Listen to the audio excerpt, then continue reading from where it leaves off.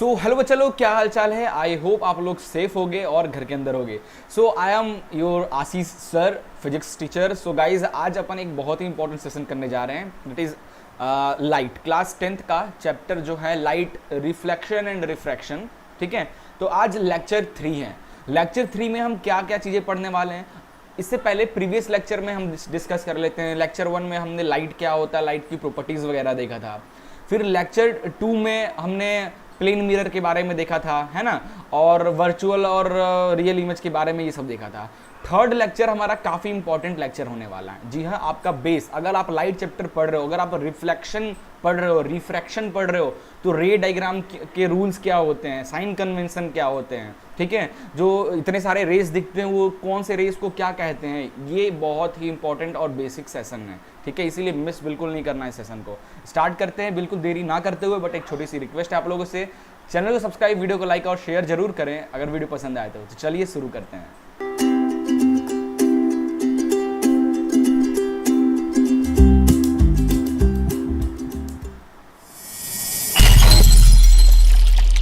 Previous lecture number 2 में हमने reflection और उसके लॉज ऑफ रिफ्लेक्शन को पढ़ा था। वर्चुअल और रियल इमेज क्या होता है ये हमने पढ़ा था। प्लेन मिरर में इमेज कैसे फॉर्म्ड होता है, वो कुछ प्रॉपर्टीज उनकी, ये हमने पढ़ा था। नाउ आज हम स्टार्ट करने वाले हैं स्फेरिकल मिरर। ठीक है, स्फेरिकल मिरर को पहले हम देखेंगे कितने टाइप के स्फेरिकल मिरर हमें पढ़ना है। Common terms for spherical mirrors ये हम देखेंगे। उसके बाद रूल्स ऑफ रे डायग्राम, रे डायग्राम के रूल्स हम पढ़ेंगे।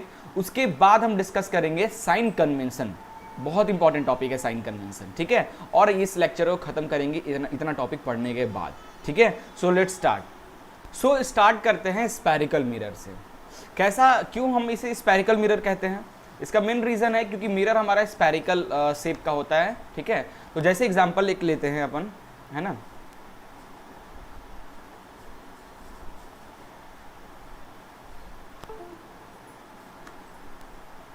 Just wait, okay now it's working.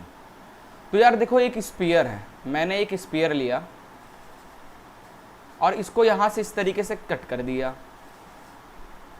तो इस तरीके की तरफ का मिरर बना इस तरीके से कॉन्वेक्स मिरर, और इधर जो कटा है कुछ इस तरीके से कटा होगा, इधर बन गया कॉनकेव मिरर। तो ये जो कॉनकेव और कॉन्वेक्स मिरर जो है ना, वो स्फेरिकल मिरर को ही कट करके बनाया जाता है। ठीक है, या सिंपली डायरेक्ट वैसे भी बनाते हैं। स्फेरिकल मिरर क्या होता है? Mirror whose reflecting surface is curved, ऐसे मिरर जिनके रिफ्लेक्टिंग सरफेस कर्व शेप का हो।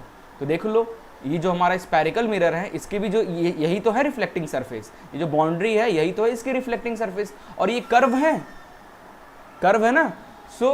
Spherical mirror are those mirror whose reflecting surface are in curve form. ठीक है, there are 2 type of spherical mirror, 2 type के स्फेरिकल मिरर होते हैं। एक होते हैं कॉन्वेक्स मिरर और एक होते हैं कॉनकेव मिरर। देखो, जैसे कि मैंने बताया, ये चैप्टर 2 पार्ट में डिस्ट्रीब्यूट है, एक रिफ्लेक्शन और एक रिफ्रैक्शन, है ना। तो रिफ्लेक्शन में ज़्यादातर मिरर के बारे में हम पढ़ते हैं, है ना। तो हमने इसमें देखा plane mirror, concave mirror, convex mirror हम देखेंगे। जब हम रिफ्रैक्शन पढ़ेंगे बच्चा लोग, तो वहाँ पे हम मिरर ना, वहाँ पे हम लेंस के बारे में पढ़ेंगे। फिर हम वहाँ पे फिर से यही टर्म आएगा, कॉन्वेक्स लेंस, कॉनकेव लेंस, तो कंफ्यूज नहीं होना है। ठीक है, रिफ्लेक्शन में हम मिरर पढ़ते हैं, रिफ्रैक्शन में हम लेंस के बारे में पढ़ते हैं, तो इस चीज को माइंड में रखना। तो स्फेरिकल मिरर जो होता है वो 2 टाइप का होता है, कॉन्वेक्स मिरर और कॉनकेव मिरर। अब मैक्सिमम बच्चे क्या होते हैं ना, ये कॉनकेव और कॉन्वेक्स में कंफ्यूजन हो जाते हैं। कॉनकेव और मिरर को बनाने में बोल दो बनाने के लिए तो कंफ्यूज हो जाते हैं, उल्टा बना जाता है। रीजन क्या है, थोड़ा सा ध्यान नहीं देते हैं। देखो यार, कॉनकेव, केव यानी गुफा, गुफा कैसा होता है? गुफा इस तरीके का होता है ना, ये जमीन है, इस तरह गुफा है और आप ये गुफा के अंदर जा रहे हो, तो गुफा हमेशा इस शेप का होता है, और गुफा में हमेशा आप इधर से ही एंटर करते हो, तो लाइट भी इधर से ही एंटर करेगी। तो ये जो शेप हुआ ना, इस शेप को ही कहते हैं कॉनकेव शेप। तो जब भी कॉनकेव आएगा ना, तो कॉनकेव कैसा होता है? इस तरीके का होता है। ठीक है, दैट इज द कॉनकेव, है ना, जिसकी एंट्रिंग लाइट इधर से आएगी, है ना। और कॉनकेव का उल्टा कॉन्वेक्स, अगर कॉनकेव ऐसा है तो कॉन्वेक्स कैसा होगा? ऐसा होगा, लाइट इधर से एंटर करेगी। याद रहेगा, अच्छे से इसको माइंड में बैठा लो। कॉनकेव मिरर जब भी हम बोलेंगे तो तुरंत गुफा याद आना चाहिए। गुफा कैसा होता है, ऐसा, तो that is the concave mirror. ठीक है, अब आगे देखिए, कॉनकेव मिरर की कुछ प्रॉपर्टीज हम देखने वाले हैं। क्या होता है कॉनकेव मिरर की properties? Reflecting surface is curved inward. जैसे हमने बताया, ये क्या है, ये कॉनकेव है, ये कॉनकेव है, तो इसकी जो रिफ्लेक्टिंग, जहां पे लाइट रिफ्लेक्ट करती है, यहीं से तो आएगी लाइट, यहां पे रिफ्लेक्ट करी, तो इसका जो कर्व है वो अंदर की ओर कर्व है। ठीक है, तो कर्व्ड इनवर्ड पहला पॉइंट। दूसरा, कन्वर्जिंग मिरर, इसको कन्वर्जिंग मिरर कहा जाता है। क्यों? क्योंकि अगर आपको अगर ये दिख रहा होगा, अपन थोड़ा सा इसको जूम करने की कोशिश करते हैं, है ना, जस्ट वेट, चलो नहीं दिख रहा है तो मैं इसको ना बना के बता देता हूँ। कॉनकेव और कॉन्वेक्स में क्यों कन्वर्जिंग और डाइवर्जिंग मिरर भी कहते हैं, तो मैं एक तरफ बनाता हूँ कॉनकेव मिरर। ठीक है, नोट करना है आपको भी, इधर बनाऊंगा मैं कॉन्वेक्स मिरर। तो कॉनकेव मिरर की पहली प्रॉपर्टी क्या होती है, जो रिफ्लेक्टिंग सरफेस होता है वो इनवर्ड की तरफ होता है। तो ये मैंने बनाया रिफ्लेक्टिंग सरफेस इनवर्ड की ओर, और ये पीछे इस तरीके से डॉटेड लाइन से बता दो कि भाई इधर से लाइट एंटर नहीं, ये हार्ड सरफेस है, लाइट इधर से ही जाएगी। कॉन्वेक्स मिरर की पहली प्रॉपर्टी होती है जो आउटवर्ड कर्व, आउटवर्ड, इसकी जो कर्व होती है वो आउटवर्ड होती है। तो लाइक दिस, इसमें सॉलिड पार्ट अंदर होता है। ओके, इस मिरर का सेंटर पॉइंट बना लेते हैं, तो ये हो गया। इसका भी सेंटर पॉइंट बना लेते हैं, प्रिंसिपल एक्सिस जिसे कहते हैं, आगे हम पढ़ेंगे, ये हो गया। ठीक है, पहला तो ये था कि रिफ्लेक्टिंग सरफेस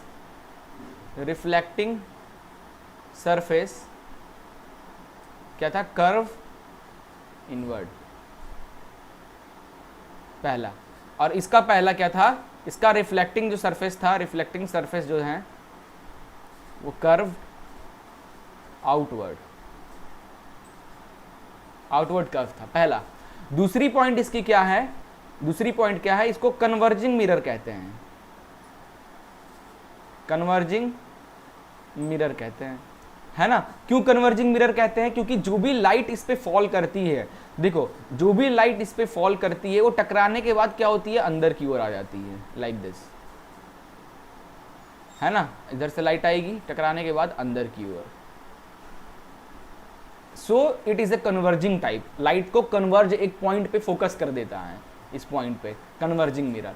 वहीं डाइवर्जिंग मिरर की बात करें, जिसे हम कॉन्वेक्स मिरर भी कहते हैं, इस पे जब लाइट आती है तो लाइट क्या होती है, डाइवर्ज हो जाती है, लाइक दिस। इस पे लाइट आती है तो लाइट डाइवर्ज हो जाती है, तो देख रहे हो फैल रहा है बाहर की ओर, दैट इज डाइवर्जिंग मिरर और कॉन्वेक्स मिरर।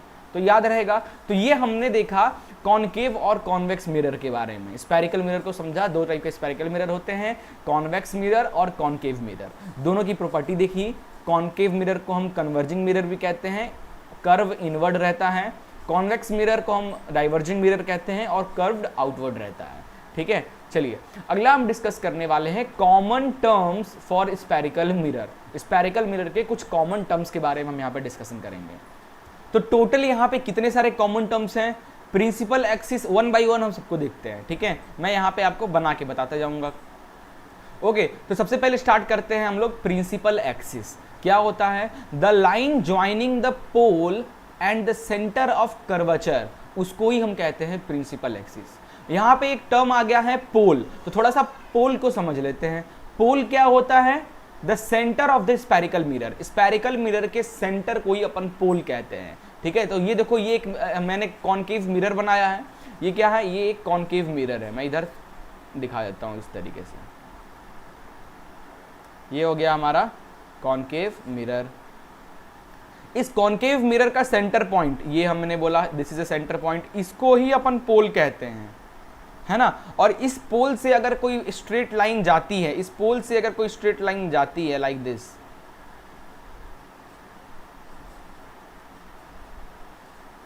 इस लाइन को ही अपन प्रिंसिपल एक्सिस कहते हैं, प्रिंसिपल एक्सिस कहते हैं। ठीक है, याद रहेगा। पोल क्या होता है? स्पेरिकल मिरर का सेंटर पॉइंट को पोल कहते हैं और उससे जाने वाली लाइन को अपन कहते हैं principal axis, centre line of that mirror. Okay, ये दो चीज हो गया। तीसरा है अपेरेचर। अपेरेचर क्या होता है? It is the effective diameter of the spherical mirror. Spherical mirror का इफेक्टिव डायामीटर, जैसे देखो अभी अगर अपन कोई ऑब्जेक्ट यहाँ पे रखते हैं, अभी अपन कोई ऑब्जेक्ट यहाँ पे रखेंगे, दिस इज ऑब्जेक्ट, तो इसका जो इमेज जो बनेगा वो पूरे का पूरे मिरर के हेल्प से बनेगा। इसकी जो इमेज बनेगी इस तरफ जो इसकी इमेज बनेगी है ना, वो पूरे की पूरे ये जो रिफ्लेक्टिंग सरफेस है इसकी हेल्प से बनेगी। तो इफेक्टिव लेंथ क्या हो गया इसका? पूरा का पूरा मिरर है ना, this is point M and this is point N। तो ये इफेक्टिव लेंथ क्या हो गया? क्योंकि ये ऑब्जेक्ट जो है, ये जो इमेज बन रहा है, ये पूरी की पूरी रिफ्लेक्टिंग सरफेस की वजह से ये इमेज बन रहा है, तो ये इफेक्टिव कहलाएगा पूरा का पूरा मिरर। तो ये इफेक्टिव लेंथ को ही अपन कहते हैं अपेरेचर। अब यहाँ पे डाउट आ सकता है कि मान लीजिए हमने ये पार्ट को ढक दिया, इतने पार्ट को ढक दिया, कवर कर दिया, इन दैट केस ये अगर ऑब्जेक्ट है तो इसका इमेज इमेज तो बनेगा ही है ना, बन रहा है, तो इस केस में इफेक्टिव लेंथ क्या हुआ? इस केस में अपेरेचर क्या हुआ? तो इस केस में अपेरेचर क्या हो जाएगा? जितना इफेक्टिव होगा इस टाइम पे, जो मिरर है सिर्फ इतना ही है, इतना ही मिरर काम कर रहा है, बाकी तो ढका हुआ है, तो इस केस में अपेरेचर आपका अपेरेचर लेंथ ये हो जाएगा। माइंड में बैठा लो इस चीज को, ठीक है। चलिए अब अगला पॉइंट डिस्कस करते हैं। अपेरेचर समझ गए। सेंटर ऑफ कर्वेचर क्या होता है? The centre of hollow glass sphere of which the mirror was apart. जैसे देखो ये कॉनकेव मिरर था ना, इस तरीके से कर्व था, तो अगर ये कहाँ से कटा? स्पेरिकल मिरर से ही कट करके बना हुआ है ना। तो अगर मैं इस कर्व को इस तरीके से करूँ तो ये इस तरीके से सर्कल बनेगा, और इस सर्कल का सेंटर ये होगा C, है ना। इसी सेंटर पे ये आर्क बना हुआ है, ये जो कर्व बना हुआ है मिरर का, ये इसी सेंटर पे बना हुआ है ना। तो C क्या है? ये पूरे के पूरे स्पेरिकल मिरर, ये कर्व का सेंटर है C, है ना, रेडियस है, लाइक दैट। तो इस तरीके से समझना है। The centre of the hollow glass sphere of which the mirror was a part, ठीक है। ये मिरर जिसका पार्ट था, किसका पार्ट था? एक स्पेरिकल मिरर का, और उस स्पेरिकल मिरर का सेंटर क्या है? ये है। So this is the centre of curvature. तो ये मिरर, इस मिरर को आप एक्सटेंड करो तो कितना बड़ा सर्कल बनेगा। उस पूरे के पूरे स्पेयर का जो सेंटर है, मान लीजिए यहाँ कहीं आ रहा है, यहाँ कहीं आ रहा है सेंटर, तो यही है आपका सेंटर ऑफ कर्वेचर। क्लियर हो गया। इसके बाद अपन आगे पढ़ेंगे रेडियस ऑफ कर्वेचर क्या होता है। द डिस्टेंस बिटवीन द पोल से सेंटर ऑफ कर्वेचर तक के डिस्टेंस को अपन रेडियस ऑफ कर्वेचर कहते हैं, ठीक है। ये रहा पोल, तो पोल से सेंटर ऑफ कर्वेचर के डिस्टेंस को, इसी को अपन रेडियस ऑफ कर्वेचर कहते हैं, याद रहेगा। अगला पॉइंट क्या है? फोकस। फोकस क्या होता है? The point on the principal axis पे एक ऐसा point where all the parallel light rays actually meet और appear to meet after reflection, ठीक है। तो प्रिंसिपल एक्सिस पे एक ऐसा पॉइंट जिसे हम फोकस कहते हैं, जहां पे इस प्रिंसिपल एक्सिस की पैरेलल जितनी भी लाइट आती है वो रिफ्लेक्ट होने के बाद वो किसी एक पॉइंट पे गिरती है। जितनी भी लाइन अगर प्रिंसिपल एक्सिस के पैरेलल आएगी, रिफ्लेक्ट होने के बाद वो इसी पॉइंट पे गिरेगी। तो इस पॉइंट को ही अपन फोकस कहते हैं, याद रखना, इसी पॉइंट को अपन फोकस कहते हैं। आइए मिटा देते हैं, ठीक है। और दूसरा एक और चीज है, फोकस क्या है? फोकस कहाँ पे मिलता है? C से P। मान लीजिए ये रेडियस ऑफ कर्वेचर, C से P तक का डिस्टेंस अगर 40 सेंटीमीटर है ना, तो फोकस का पॉइंट क्या हो जाएगा? फोकस का पॉइंट क्या हो जाएगा? 40 का हाफ, क्योंकि फोकस हमेशा C और P के बीच में होता है, तो 20 सेंटीमीटर पे होगा फोकस। आप इधर से ले लो चाहे पोल से ले लो, है ना। अब फोकस से पोल तक के डिस्टेंस को अपन कहते हैं फोकल लेंथ। क्या कहते हैं? Focal length. फोकल लेंथ कहते हैं, फोकस से पोल तक के डिस्टेंस को फोकल लेंथ कहते हैं। ये चीज क्लियर हो गया। आगे चलते हैं। फोकल लेंथ तो बता दिया, the distance between the pole and the focus. अब देखो रिलेशनशिप बिटवीन फोकल लेंथ और radius of curvature. Radius of curvature और फोकल लेंथ में क्या रिलेशन है? देखो फोकल लेंथ को हम स्मॉल f से डिनोट करते हैं, रेडियस ऑफ कर्वेचर को हम लोग r से डिनोट करते हैं, r से डिनोट करते हैं। तो फोकल लेंथ और रेडियस ऑफ कर्वेचर का क्या रिलेशन है? तो इसका रिलेशन ये है कि जो हमें पता है ना, ये फोकल लेंथ क्या है? पूरे के पूरे रेडियस का हाफ बोला ना मैं, तो रेडियस ऑफ फोकल लेंथ क्या हो जाएगा? इस तरीके से लिखते हैं अपन। फोकल लेंथ क्या हो जाएगा? फोकल लेंथ की वैल्यू क्या हो जाएगी? टोटल जो रेडियस ऑफ कर्वेचर है C से P तक का डिस्टेंस है उसका हाफ, यही तो हो जाएगा फोकल लेंथ। तो ये चीज याद रखना, फोकल लेंथ क्या है, रेडियस ऑफ कर्वेचर का आधा, ठीक है, इस चीज को याद रखना। तो यार क्या क्या हमने देखा, सबसे पहले देखा कि अगर किसी मिरर के सेंटर को अपन पोल कहते हैं, ठीक है, उससे जाने वाली एक स्ट्रेट पैरेलल लाइन को अपन प्रिंसिपल एक्सिस कहते हैं, ठीक है। सेंटर ऑफ कर्वेचर क्या होता है, सेंटर ऑफ कर्वेचर, ये जो आप मिरर है, इस मिरर को अगर आप एक्सपेंड करोगे तो ये मिरर किसी स्फीयर का पार्ट था, तो उस स्फीयर का जो सेंटर है वही है हमारा सेंटर ऑफ कर्वेचर, क्लियर है। उसके बाद फोकस क्या होता है, जो भी लाइट पैरेलल प्रिंसिपल एक्सिस के पैरेलली जो भी लाइट आके टकराती है मिरर में, उसके बाद वो रिफ्लेक्ट होकर जिस पॉइंट पे गिरती है उस पॉइंट को ही अपन फोकल लेंथ कहते हैं, ठीक है। दूसरा हमने लास्ट अपेरेचर पढ़ा, अपेरेचर के the effective length of the mirror, the effective length of the mirror is known as aperture, है ना। तो ये इंपॉर्टेंट चीजें था जो हमने डिस्कस किया, बहुत काम की चीजें हैं, ठीक है, जब अपन आगे पढ़ेंगे तो बहुत काम आएगा। तो इस चीज को बिल्कुल नहीं भूलना है, क्या है एफ, क्या है रेडियस ऑफ कर्वेचर, क्या है कर्वेचर, क्या है फोकस, क्या है फोकल लेंथ, ये सब बिल्कुल नहीं भूलना है आपको।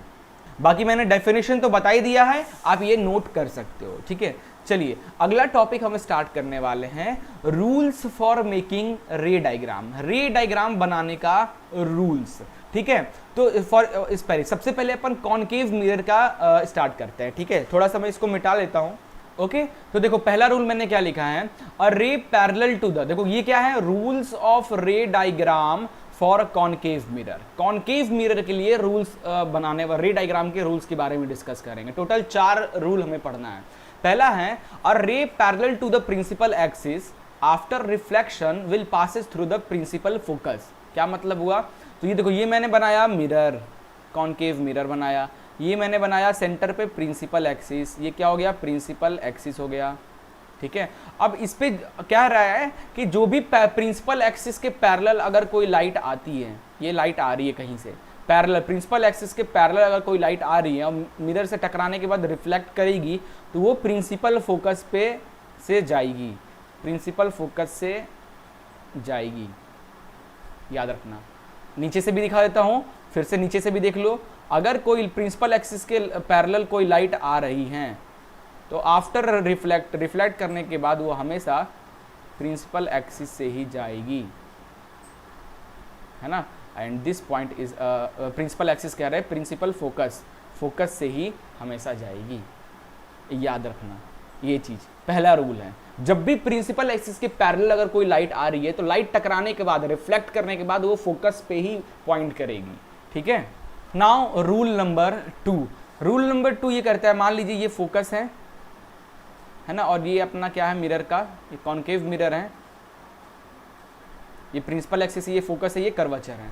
कह रहा है कि अगर कोई लाइट, वॉइस वर्सा ये है, पहले का वॉइस वर्सा, कि अगर कोई लाइट फोकस से होकर जाती है, तो फोकस से अगर कोई लाइट जाती है तो जाएगी और ये टकराई, इसके बाद जब रिफ्लेक्ट होगी तो प्रिंसिपल एक्सिस के पैरेलल ही हमेशा रिफ्लेक्ट होगी, ठीक है, हमेशा प्रिंसिपल एक्सिस के पैरेलल ही रिफ्लेक्ट होगी। बना लो फिगर जल्दी से, हर रे डायग्राम का अलग अलग फिगर बनाओ, मैं एक ही फिगर में बता रहा हूं, है ना, आपको अलग अलग फिगर बनाना है, ठीक है। ये हो गया सेकेंड रूल। कभी भी लाइट फोकस से जाएगी तो रिफ्लेक्ट होने के बाद प्रिंसिपल एक्सिस के हमेशा पैरेलल ही जाएगी, प्रिंसिपल एक्सिस के पैरेलल जाएगी, इस चीज को ध्यान में रखना।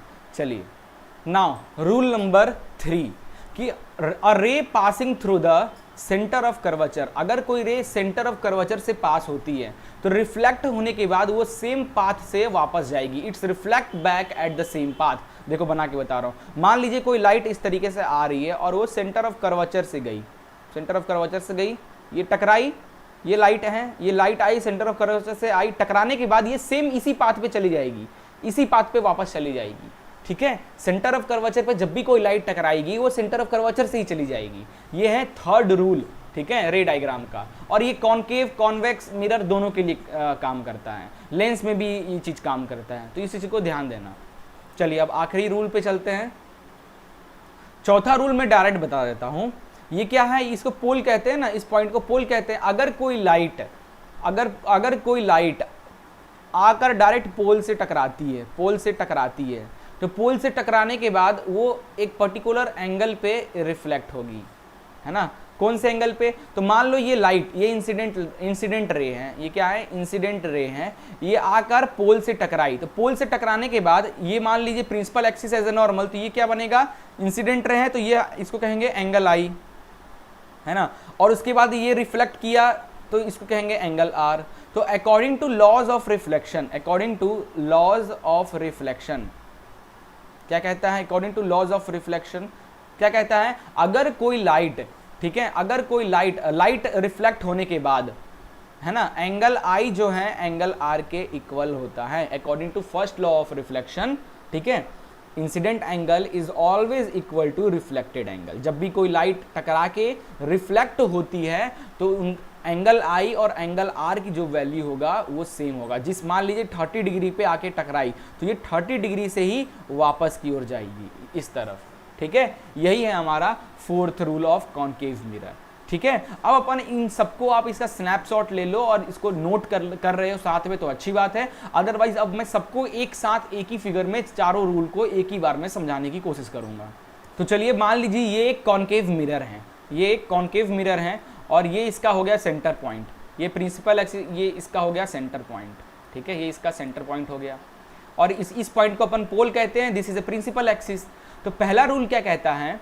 पहला रूल क्या कहता है कि जब भी कोई लाइट प्रिंसिपल एक्सिस के पैरेलल आएगी, प्रिंसिपल एक्सिस के पैरेलल आएगी तो वो रिफ्लेक्ट होने के बाद हमेशा पोल पे आकर ही गिरेगी। जब भी कोई लाइन प्रिंसिपल एक्सिस के पैरेलल आएगी तो वो रिफ्लेक्ट होने के बाद पोल पे ही गिरेगी। ये है हमारा फर्स्ट, पोल पे कह रहे हैं, फोकस पे ही गिरेगी। And this point is known as focus and this point is known as pole and this is principal axis. Clear है? और यहाँ पे कहीं पे C बनेगा, यहाँ पे कहीं पे ये सेंटर ऑफ कर्वेचर, ठीक है। ये पहला रूल था, ओके। अब अपन चलते हैं दूसरे रूल पे, रूल नंबर 2। रूल नंबर 2 क्या था? अगर कोई लाइट फोकस से आती है, अगर कोई लाइट फोकस से आएगी तो वो टकराने के बाद कहाँ से जाएगी? टकराने के बाद प्रिंसिपल एक्सिस के पैरेलल चली जाएगी। ये था हमारा सेकेंड रूल, ठीक है। चलिए थर्ड रूल पे चलते हैं। थर्ड रूल क्या कहता है? अगर कोई लाइट सेंटर ऑफ कर्वेचर पे आती है, सेंटर ऑफ कर्वेचर पे आएगी तो रिफ्लेक्ट होने के बाद सेंटर ऑफ कर्वेचर से ही वापस जाएगी, ठीक है। ये हो गया हमारा third rule. Now fourth rule क्या था भाई? फोर्थ रूल हमारा था दैट इज अगर कोई लाइट पोल पे आके गिरेगी तो वो वहीं से रिफ्लेक्ट होगी और ये जो एंगल होगा, है ना, पोल से ही जाएगी और ये जो एंगल बनेगा दैट इज एंगल आई और एंगल आर, ये दोनों आपस में इक्वल होगा। तो ये चारों रूल मैंने आपको एक ही फिगर में समझा दिया। फिगर हो गया थोड़ी खिचपिच, बट आई होप आपको चीजें अच्छे से समझ में आ गई होंगी। तो आज से, अब से जितना भी हम आगे क्वेश्चन करने वाले हैं या जितने भी मैं डायग्राम बताऊंगा कि ये ऑब्जेक्ट है, इसका ये इमेज बन रहा है, तो उसमें मैं जो लाइन भेजूंगा, ऑब्जेक्ट से जो लाइट में भेजूंगा, तो वो इन्हीं चारों में से कोई ना कोई एक रूल यूज करके लाइट को भेजूंगा। ऐसा नहीं कि अपने से जहां मन वहां से लाइट भेज दो और उसका कुछ भी ऑब्जेक्ट बना लो, ठीक है। तो ध्यान रखना, अब से मैं जब भी ऑब्जेक्ट का इमेज बनाऊंगा विद द हेल्प ऑफ रे डायग्राम, तो मेरे से बिल्कुल मत पूछना कि सर आपने लाइट को ऐसे डाला तो फिर ये लाइट ऐसे क्यों आई, ऐसे डाला तो ऐसे क्यों गई, ऐसे क्यों नहीं गई, ये चीज मत पूछना। इसका रूल है जो कि मैंने आपको इस वीडियो में समझा दिया। अगर लाइट प्रिंसिपल एक्सिस के पैरेलल आती है तो वो फोकस पे कॉन्सेंट्रेट करेगी, फोकस से जाती है तो प्रिंसिपल एक्सिस के पैरेलल लाइट रिफ्लेक्ट करेगी, कर्वेचर से लाइट आती है तो कर्वेचर से ही वापस चली जाएगी, अगर पोल पे लाइट गिरती है, जिस एंगल पे गिरती है उसी एंगल से पोल से रिफ्लेक्ट भी करेगी। ये चार रूल कॉनकेव मिरर का। नाउ अब थोड़ा सा कॉन्वेक्स मिरर का देख लेते हैं। Okay, now it's time for convex. सो रे diagram for convex mirror. Convex mirror के केस में सेम है यार, सेम चीज है, इतना टेंशन। ये देखो, ये मैंने एक कॉन्वेक्स मिरर बनाया है ना, ये हमारा एक कॉन्वेक्स मिरर बना। इसको थोड़ा सा अपन बोल्ड कर देते हैं, है ना, ताकि ये मिरर की तरह दिखे। ये हो गया, ये कॉन्वेक्स मिरर हो गया, है ना। अब सेंटर पे एक मैं प्रिंसिपल एक्सिस बना लेता हूँ, तो मैं डॉटेड लाइन से बना लेता हूँ। ये बन गया मेरा प्रिंसिपल एक्सिस। क्या बन गया? ये मेरा बन गया principal axis. This is a principal axis, है ना, अंदर की ओर रहता है ना इस तरीके से। क्लियर है। अब इसमें अपन उल्टे पढ़ते हैं, कैसे, ये इसका ये क्या है, ये पॉइंट को क्या कहते हैं, इस पॉइंट को ही तो अपन पोल कहते हैं, पोल कहते हैं इस पॉइंट को, है ना। अगर यहाँ पे लाइट आती है, अगर इस पे लाइट आएगी, पोल पे अगर लाइट आएगी, तो रूल नंबर 4 क्या कहता है, अगर कोई लाइट पोल पे आ रही है तो जिस एंगल से आ रही है, फॉर एग्जांपल एंगल आई से आ रही है, तो एंगल आर से रिफ्लेक्ट हो जाएगी। वेयर एंगल आई और एंगल आर इक्वल होना चाहिए according to laws of light of reflection. ये था फर्स्ट रूल, ठीक है, मिटा देते हैं। सेकेंड रूल क्या कहता है, सेकेंड रूल क्या कहता है, अगर कोई लाइट, चौथे के बाद चलते हैं तीसरे पे, अगर कोई लाइट कर्वेचर से आता है तो कर्वेचर से ही जाएगा। तो अपन मान लीजिए यहाँ पे अपन बना देते हैं कर्वेचर पॉइंट, ये हो गया हमारा कर्वेचर पॉइंट। याद रखना कॉन्वेक्स मिरर में कर्वेचर इधर होता है, फोकस इधर होता है ना, और कॉन्केव मिरर में फोकस और कर्वेचर इधर हुआ करता था, इस तरफ, इसमें इधर होता है, लाइक दिस, है ना। तो अगर कोई लाइट, मान लीजिए कोई लाइट आ रही है, इस तरीके से आ रही है, और थोड़ा सा और टिल्ट किया जाए, लाइक इस तरीके से मान लीजिए कोई लाइट आ रही है, तो ये लाइट इस तरीके से आ रही है, तो ये क्या होगी, ये लाइट, क्योंकि ये डाइवर्जिंग मिरर है, तो इसका वर्चुअल इमेज, अगर इसको मैं एक्सटेंड करूँ, इसको वर्चुअली अगर मैं डॉटेड लाइन से इसको एक्सटेंड करूँ, तो ये कहाँ पे जा रहा है, ये सी से जा रहा है। तो अगर ये सी से जा रहा है तो इसका मतलब ये जो लाइट आ रही है वो सी पे जा रही है, तो ये वापस सी से ही वापस भी जाएगी अकॉर्डिंग टू रूल नंबर 3। अगर कोई कर्वेचर पे कोई लाइट आती है तो कर्वेचर से ही जाती है, ठीक है। नाउ अगला चलते हैं, अगर कोई लाइट पैरेलल आती है, मान लीजिए कोई लाइट पैरेलल आ रही है, लाइक दिस, अगर प्रिंसिपल एक्सिस के कोई लाइट पैरेलल आई, तो ये प्रिंसिपल एक्सिस के लाइट, तो ये पैरेलल नहीं बना, अगर कोई लाइट प्रिंसिपल एक्सिस के पैरेलल आ रही है, तो टकराने के बाद वो कहाँ से जाएगी, सेम रूल है दोनों के लिए, फोकस से जाएगी। अब फोकस तो इधर है नहीं, तो यार ये तो डाइवर्जिंग लेंस है, नीचे की ओर तो आएगा नहीं, ये ऊपर की ओर जाएगा, डाइवर्जिंग लेंस है, ये ऊपर की ओर जाएगा, बट उस एंगल से जाएगा कि उसका अपन वर्चुअल डायग्राम बनाएंगे, डॉटेड लाइन बनाएंगे, तो वो फोकस पे जाएगा। देखना जी, लाइक दिस ना, ये इस तरीके से डाइवर्ज होता है। इसको वर्चुअल अगर बनाएंगे तो वो फोकस पे ही कॉन्सेंट्रेट कर रहा होगा। तो अगर कोई लाइन प्रिंसिपल एक्सिस के पैरेलल आती है तो रिफ्लेक्ट होने के बाद उसको वर्चुअली एक्सटेंड करेंगे पीछे की ओर, तो वो फोकस पे ही होगा, रूल नंबर 2। और रूल नंबर पहला, अब इसको मिटा दिया जाए, इन सबको मिटा दिया जाए, है ना। तो रूल नंबर फर्स्ट क्या कहता है, रूल नंबर फर्स्ट क्या कहता है,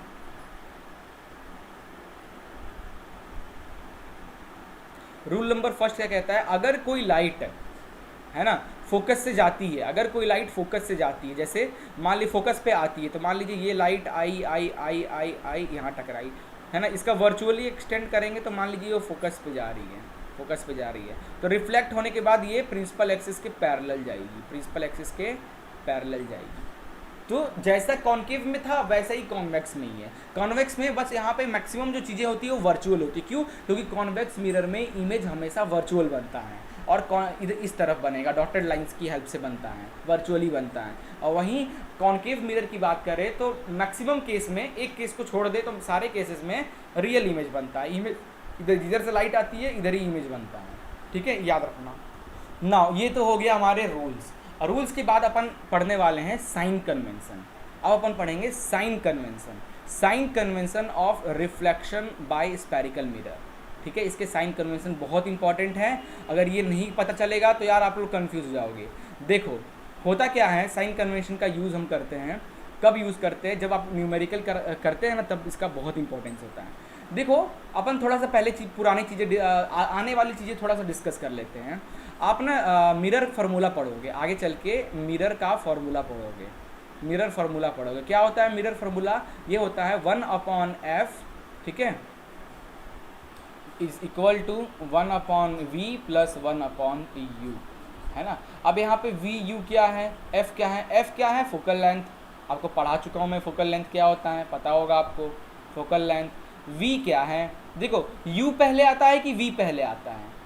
तो u पहले आता है। याद करने का ट्रिक है, u के बाद v आता है। तो पहले इंसान आप आओगे, मिरर के सामने पहले ऑब्जेक्ट आएगा ना, आप मिरर के सामने आओगे तब तो आपका इमेज बनेगा, तब तो आपका इमेज बनेगा। तो पहले u आता है फिर v आता है। तो u क्या है? ऑब्जेक्ट का डिस्टेंस, मिरर से ऑब्जेक्ट का डिस्टेंस, ठीक है। और v क्या है? मिरर से इमेज का डिस्टेंस। तो इसको लिखेंगे इमेज डिस्टेंस और u को लिखेंगे ऑब्जेक्ट डिस्टेंस, ऑब्जेक्ट डिस्टेंस। ठीक है, आप बोलोगे सर ये तो आगे की चीज़ आपने पहले ही पढ़ा दिया। अरे बच्चा रुको तो ज़रा सबर करो। तो देखो यार, अब मान लीजिए आपको कोई क्वेश्चन आ गया, क्वेश्चन में आपको एफ भी दिख रहा है, वी भी दिख रहा है, यू भी दिख रहा है, तो आप धड़ाधड़ पुट करके सॉल्व मत कर देना, गलत हो जाएगा। साइन कन्वेंशन यहाँ पे देखना पड़ेगा। अगर वी माइनस में है कि प्लस में है, यू प्लस में है कि माइनस में है, तो उसको लिखना पड़ेगा। मान लीजिए यू की वैल्यू -20 है, तो यहाँ पे -20 पुट करना होगा, आंसर बदल जाएगा। तो इसीलिए कहते हैं साइन कन्वेंशन बहुत जरूरी है, याद करना है आपको, ध्यान में रखना। बिना साइन कन्वेंशन, और मैक्सिमम बच्चे ना क्वेश्चन को इसी वजह से गलत करते हैं, देखते हैं वैल्यू, डायरेक्ट वैल्यू पुट कर देते हैं और सॉल्व कर देते हैं, गलत हो जाता है। रीज़न क्या है, बच्चा दिमाग पे नहीं दिया, साइन कन्वेंशन को भूल गया लिखना। साइन कन्वेंशन बहुत इंपॉर्टेंट है, उसको आपको बहुत अच्छी तरीके से माइंड में ध्यान में रखना है। तो मान ली दो सब मिरर के लिए, लेंस के लिए, सबके लिए एक होता है। ठीक है, तो मान लीजिए मैंने एक कॉनकेव मिरर बनाया, ये एक मिरर बनाया, अब नाम ही नहीं लेता हूँ, कोई भी मिरर है ये मान लीजिए, और ये इसका प्रिंसिपल एक्सिस हो गया, प्रिंसिपल एक्सिस हो गया। ठीक है, तो मान लीजिए ये ऑब्जेक्ट हुआ, ये क्या है, ये एक ऑब्जेक्ट है, ये एक ऑब्जेक्ट है। तो ये देखो, इसको मैथ्स से कैलकुलेट करो ना, मैथ्स की ये होती है ना, ये एक्स एक्सिस को बोलते हैं, इसको वाई एक्सिस बोलते हैं, है ना। मैथ्स के इधर ये पॉजिटिव वैल्यू होती है, इधर नेगेटिव वैल्यू होती है, इधर पॉजिटिव एक्स वाई होता है, इधर नेगेटिव वाई होता है। ठीक है, -1 1 1 -1 लाइक दिस, है ना। तो देखो, अगर मैं इसकी हाइट की बात करूँ, मान लीजिए मुझे ऑब्जेक्ट की हाइट की ज़रूरत है, दिस इज ऑब्जेक्ट, ऑब्जेक्ट का हाइट को बोलते हैं h। ठीक है, तो ऑब्जेक्ट की हाइट चाहिए, तो ऑब्जेक्ट की हाइट मान लीजिए कितना दिया है, 2 सेंटीमीटर। तो अब जब गिवन में लिखोगे कि हाइट ऑब्जेक्ट का कितना है, 2 सेंटीमीटर, तो भैया प्लस माइनस ध्यान देना, अगर प्रिंसिपल एक्सिस के ऊपर है ना, देखो ऊपर है, ये प्रिंसिपल एक्सिस है, प्रिंसिपल एक्सिस के ऊपर अगर आप हाइट को ले रहे हो, प्रिंसिपल एक्सिस के ऊपर की चीज़ों को ले रहे हो, तो प्लस में रहेगा। अब मान लीजिए इमेज बना है, आपका कोई इमेज बना है, इमेज लाइक दिस इमेज बना है, तो इमेज की हाइट को अपन लिखते हैं, ये इमेज है, इमेज की हाइट को लिखते हैं h डैश। तो मान लीजिए इसकी भी हाइट है 2 सेंटीमीटर, तो आप गिवन में 2 सेंटीमीटर लिख के आ जाओगे तो गलत हो जाएगा, क्योंकि प्रिंसिपल एक्सिस के नीचे की चीज़ें आप ले रहे हो, नीचे की चीज़ें ले रहे हो, प्रिंसिपल एक्सिस के नीचे बना है हाइट h डैश। ठीक है, h डैश प्रिंसिपल एक्सिस के नीचे बना है, तो नीचे बना है तो माइनस में लोगे, है ना। Now this is the right way to write the given terms from the question. तो यही हुआ, अगर प्रिंसिपल एक्सिस के ऊपर हाइट ले रहे हो, हाइट की वैल्यू ले रहे हो तो पॉजिटिव में लिखना, प्रिंसिपल एक्सिस के नीचे हाइट की वैल्यू ले रहे हो तो माइनस में लिखना। ये पहला साइन कन्वेंशन। दूसरा, मान लीजिए ऑब्जेक्ट का डिस्टेंस कहाँ, ये ऑब्जेक्ट है, ऑब्जेक्ट आपने यहाँ रखा है, तो यहाँ से ऑब्जेक्ट का distance, this is object distance u, और ये इमेज बना इसका, तो this is a image distance v, है ना। तो ये इसको मान लीजिए, ये सेंटर मान लीजिए इसको, तो इसके इस तरफ ग्राफ में इस तरफ माइनस में वैल्यू होती है, इस तरफ प्लस में वैल्यू होती है। तो u मान लीजिए, u की वैल्यू है 5 सेंटीमीटर, v की वैल्यू है 3 सेंटीमीटर। तो गिवन में जब लिखने जाओगे तो u = 5 सेंटीमीटर लिख के सॉल्व कर दोगे तो गलत हो जाएगा। ये सेंटर है और आपका डायग्राम, आपका जो वैल्यू है u की वैल्यू है इस तरफ है, लेफ्ट हैंड साइड में, है ना। एक्स एक्सिस का बनाते हो ना, एक्स एक्सिस ये हो गए 0, इधर पॉजिटिव वैल्यू, इधर नेगेटिव वैल्यू, इधर नेगेटिव वैल्यू, इधर पॉजिटिव वैल्यू, है ना। तो इस तरफ बना, तो इस तरफ की सारी वैल्यू जो लोगे ना आप, u की जितनी भी वैल्यू लोगे सबकी सब निगेटिव आओगे, तो ये u = -5 सेंटीमीटर, ना कि 5 सेंटीमीटर। अब v की बात करें तो v का डिस्टेंस किधर है, इस तरफ है, पॉजिटिव की तरफ है, पॉजिटिव की तरफ है, तो v की वैल्यू 3 सेंटीमीटर ले लोगे बस।